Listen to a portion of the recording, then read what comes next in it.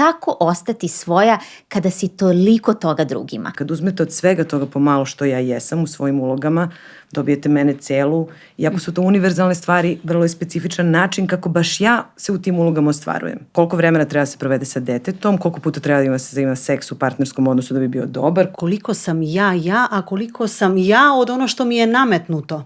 Koliko vidite da žena više preuzima uloge koje su joj nametnute nego one koje ona osjeća? I dalje u našem društvu postoji to prilično onako dominantno kako ženski život treba da izgleda. Ok, da se obrazuješ i da radiš, ali i lepo da se udaš i da imaš dete i da budeš posvećena, čuvaš tog muža, da čuvaš tu decu. Mislim, te poruke koje mi dobijamo i kako da kažem, ne samo i otvoreno, nego i subliminalno i indirektno, mi sa njima stalno živimo. Kako žena da se ohrabri, postavi granice i kaže ne?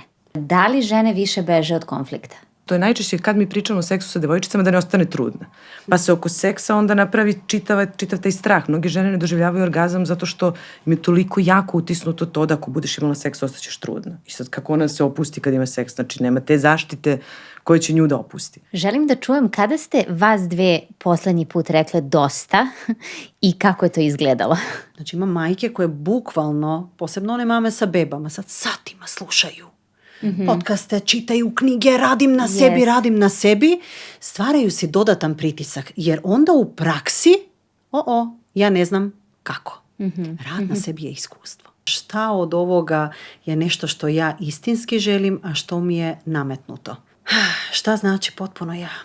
Na taj način što ću da podržim sljedeće generacije da budu ono što jesu, bez da projektujem na njih neke svoje snove.